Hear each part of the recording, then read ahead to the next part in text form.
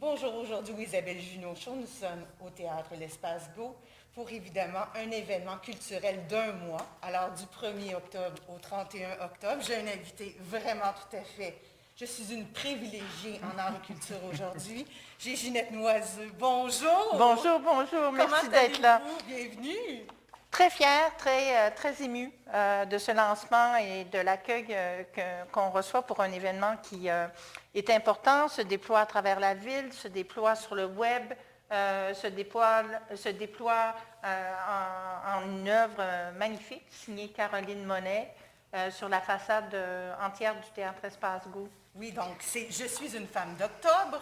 Évidemment, c'est une mobilisation des 50 dernières années des femmes du Québec et du monde entier. Donc, c'est sur 4 volets, Madame Noiseux. Si vous voulez nous expliquer à la maison quoi faire justement pour reconnaître le talent d'ici et votre projet. Alors, ce projet se déploie à la fois en œuvre murale, en déambulatoire sur le boulevard Saint-Laurent, où il y a une exposition de photos accompagnées de textes, se déploie à travers le projet Mon héroïne. Alors, vous nous envoyez une photo d'une femme qui représente pour vous une héroïne. Ça se déploie également en texte qui nous raconte l'histoire, par exemple, de l'immigration haïtienne au Québec, du mouvement des femmes haïtiennes, comment elles se sont mobilisées, des femmes autochtones. Ce que ça raconte, c'est 50 ans de lutte de femmes pour une société plus juste, plus équitable. Et ce qui est très émouvant, c'est on a choisi donc, toutes les photos, on a choisi que ce soit des manifestations de femmes dans la rue pour inviter les gens aussi à les suivre dans la rue. Cela dit, évidemment, tout ce travail, toutes ces créations, ces balados-diffusions sont accessibles sur le site d'Espace Go. Alors, vous pouvez passer un après-midi, vous raconter des histoires, les raconter à vos enfants, en parler entre vous. C'est un projet qui vient nourrir l'imaginaire collectif dans une période où cet imaginaire est mis à l'épreuve. Oui, parce qu'évidemment, c'est entre Saint-Viateur, la rue Saint-Viateur et Marianne. Les gens peuvent venir lire les textes en personne et voir les affiches. Donc, pour vous, ça a été quand même toute une recherche cet été d'explorer justement la vie de ces faits marquants du féminisme. C'est un an de travail, hein, mais il fallait aussi qu'on cible, à partir du moment où on a créé un collectif d'artistes et de chercheurs de différentes réalités, il fallait cibler les sujets.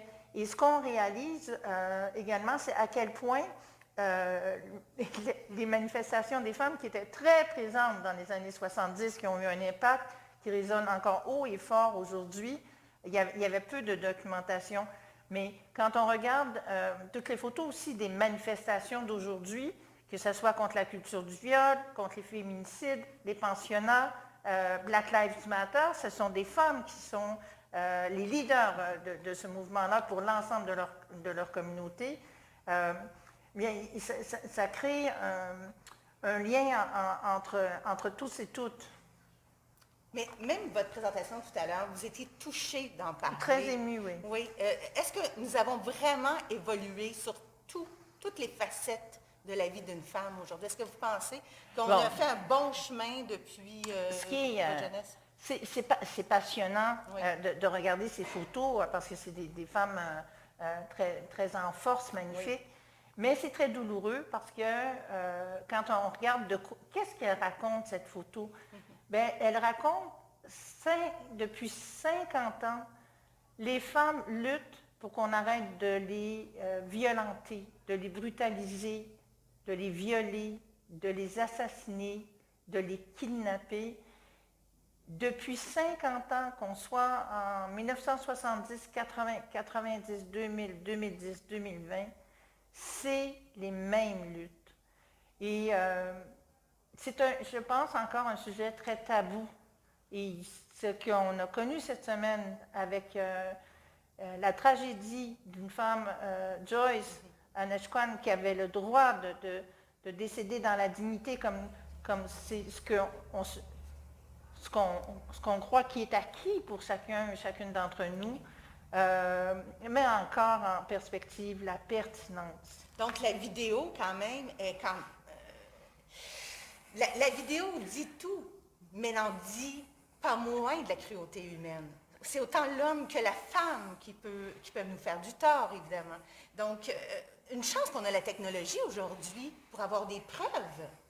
Et ce dont ça parle, c'est pas seulement d'individus qui commettent ces gestes, c'est d'une société qui est raciste, qui est malade, d'un gouvernement qui, il n'y a pas très longtemps, refusait d'admettre qu'on était dans une société qui était raciste. Oui, et c'est dur à entendre. On n'aime pas ça. C'est inconfortable. Tout à fait. Mais ce projet-là, quand même, donne de l'espoir. Et de la lumière. Oui, parce que je suis une femme d'octobre. Évidemment, on peut venir à l'espace Go. On voit sur 3 volets l'honorifique aussi à l'extérieur, les femmes qu'on appelle nos héroïnes. Vous pouvez aller voir sur le site de l'espace Go. Vous envoyez un petit texte sur une personne, une femme que vous admirez, oui. Sur l'onglet héroïne du théâtre Espace Go. Vous pouvez venir visiter le théâtre et voir les belles photos marquantes des 50 dernières années des femmes, et vous allez aller faire le déambulatoire des photos et des textes dans les commerces, évidemment, sur la devanture, sur la rue Saint-Laurent, entre Saint-Viateur et Marianne. Sans oublier les œuvres en balado-diffusion que vous pouvez télécharger et qui vous racontent une partie de l'histoire. Les balados, donc c'est accessible et c'est gratuit. Absolument. Sur votre site du théâtre, l'Espace Go. Donc on invite les femmes, les héroïnes, les mamans, les jeunes femmes à présenter des portraits de femmes. Ça va être présenté où par la suite? Nos héroïnes, oui. Donc, on a un écran. Je vais juste revenir. Les gars, les fils, oui, les cousins, les cousines, les frères, vous êtes absolument invités à nous envoyer une photo de votre héroïne qui défile sur l'écran numérique à l'extérieur. Alors déjà, on voit des passants s'arrêter, regarder chacune des images qui défilent, lire les petits textes et ensuite découvrir sur Saint-Laurent l'ampleur de toutes ces femmes qui s'exposent. Alors, en 50 ans, pour vous, dans le domaine théâtral, culturel en ce moment, ça doit vous peser, cette situation qu'on a fermé presque tous les ponts de la culture au Québec. C'est quand même triste. Il y a beaucoup de gens qui n'ont pas de gagne-pain en ce moment, qui sont coupés de la réalité de leur travail, de leurs collègues. C'est sûr que c'est un secteur qui est parmi les plus touchés. Mais on ramène toujours ça aux dimensions économiques. Mais qu'on ferme des librairies, des bibliothèques, des cinémas, des lieux de théâtre, c'est quelque chose de terrible. Parce qu'au moment où on nous demande d'être tous solidaires, on ferme les lieux les plus sécuritaires qui nous permettent de refaire le plein de solidarité. C'est moins dangereux de fréquenter une bibliothèque ou une salle de théâtre en ce moment que d'ouvrir sa porte à un livreur de pizza, tellement c'est sécurisé, la distance est respectée. Il n'y a aucune salle qui peut accueillir, même la place des Arts ne peut pas accueillir 250 personnes à la fois. Il y a une distanciation de 2 mètres entre les fauteuils sur la scène. Alors, on espère, parce que c'est un gouvernement qui a été capable de nous faire la preuve de revenir sur des décisions en se disant « OK, on s'était trompé de cible, on va se réajuster ». On espère que le bon sens va revenir à l'ordre du jour. Bien sûr, surtout avant le temps des fêtes. Hein, c'est vraiment notre temps le plus occupé dans le domaine artistique. Toutes vos pièces de théâtre ne seront pas sur Internet. Je pense que c'est juste remis, c'est bien cela? Nous, on devait ouvrir le 20 octobre, oui. Donc avec une pièce de Naomi Wallace, on va ouvrir le 28 octobre. Oui, si on peut ouvrir, évidemment. Pour une série de représentations. On va pouvoir réouvrir parce qu'on sera entendu. Ah, ça, c'est bien. Alors, en terminant, j'aimerais aussi que vous me parliez de la devanture de la murale debout. La murale debout de Caroline Monet. Oui. Caroline Monet, je vous invite vraiment à aller fouiller un petit peu là, son trajet sur le web. C'est une artiste visuelle, multidisciplinaire, qui, de renommée internationale, à qui on a donné une carte blanche et qui a mis en scène des femmes autochtones. Donc, elle a travaillé sur 2 plans. D'une part, il y a eu une prise de photos qui a été mise en scène et elle travaille aussi elle a travaillé également avec des photos d'archives, notamment une où on voit Alanis Obomsawin qui fait partie de manière récurrente de toutes ses œuvres. C'est magnifique, puis dans ces temps de deuil très, très durs pour les femmes autochtones, beaucoup me disent ça fait tellement de bien de se voir debout, grandeur réelle, qui regarde dans les yeux. C'est d'une grande beauté cette œuvre, très puissante. Tout à fait. Alors, évidemment, j'invite les gens à venir sur la rue Saint-Laurent à votre exposition. Et ce que je peux vous souhaiter aussi, c'est de nous laisser rêver encore très longtemps. J'aimerais juste savoir, pour vous, Mme Noiseux, une héroïne, c'est quoi pour vous une héroïne? Avez-vous quelqu'un dont vous dites toujours, là, quand ça ne va pas bien, merci d'être là, merci de m'avoir instauré cette force? J'en ai plusieurs. J'ai plusieurs héroïnes, puis c'est un peu comme à l'époque des Grecs où on avait la déesse de l'amour, puis celle du feu. Et il y a toujours une femme qui devient un exemple pour moi. Stéphane Martelly, Lisa Ndezuru, Francine Pelletier. Il y a un moment où j'ai envie de m'élever.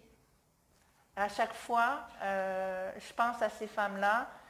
Je pense jamais aux femmes comme des consolatrices dans ma vie, mais vraiment, vraiment comme des compagnes, des collègues, des consoeurs pour qui j'ai une grande, grande admiration.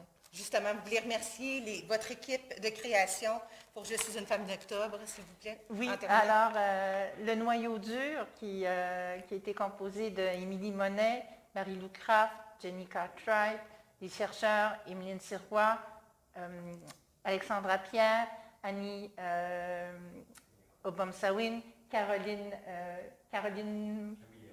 Camille, je l'appelle toujours Caroline, elle a une tête à s'appeler Caroline, Camille Robert, Emeline Goutte, et l'équipe d'Espace Go, particulièrement Luc Chauvette, qui est à l'origine du déambulatoire qui soulève. Donc, il y a eu cette idée là d'aller voir tous les commerçants pour en faire un acte citoyen. Donc, bienvenue à tous. Merci pour ce pan d'histoire. 50 ans de mobilisation. Je suis une femme d'octobre. Ça a été un honneur de vous rencontrer, Ginette Noiseux. Merci beaucoup. Merci. Et, merci. Bienvenue à tous. Bienvenue, puis je vous souhaite des belles découvertes. Venez sur la rue Saint-Laurent. Venez, on va vous raconter des histoires. 4890 Saint-Laurent, l'Espace Go. Allez sur le site Internet, allez voir l'exposition, les balados, les récits. C'est notre histoire. C'était tout pour notre émission. Aujourd'hui en agriculture, Isabelle Junot-Chaud. À bientôt. Merci.